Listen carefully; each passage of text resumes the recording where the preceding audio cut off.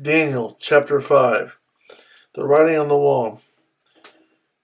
King Belshazzar gave a great banquet for 1,000 of his nobles and drank wine with them. While Belshazzar was drinking his wine, he gave orders to bring in the gold and silver goblets that Nebuchadnezzar, his father, had taken from the temple in Jerusalem, so that the king and his nobles, his wives, and his concubines might drink from them.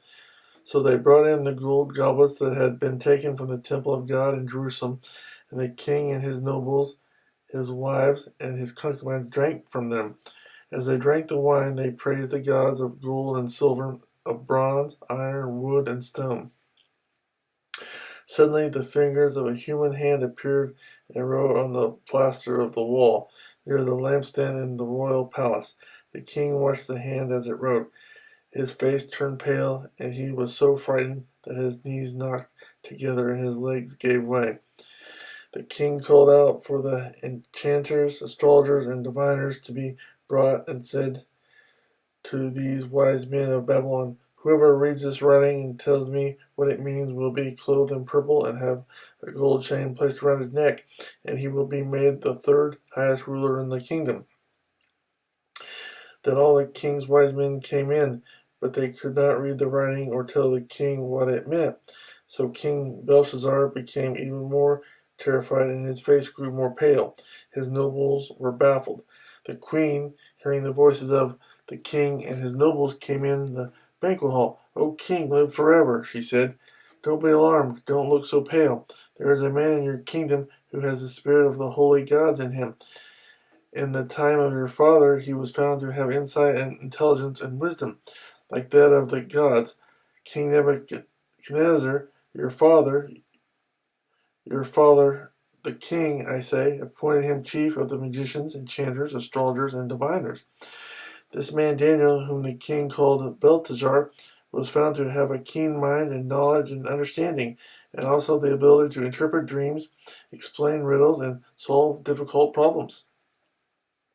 Call for Daniel, and he will tell you what the writing means."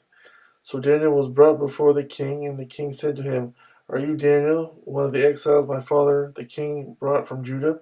I have heard that the spirit of the gods is in you, and that you have insight, intelligence, and outstanding wisdom. The wise men and enchanters were brought before me to read this writing and tell me what it means, but they could not explain it. Now I have heard that you are able to give interpretations and to solve difficult problems.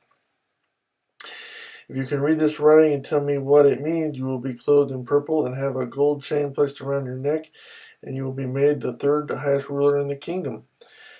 Then Daniel answered the king, "You may keep your gifts for yourself and give your rewards to someone else. Nevertheless, I will read the writing for the king and tell him what it means. O king, the Most High God gave your father Nebuchadnezzar sovereignty and greatness and glory and splendor.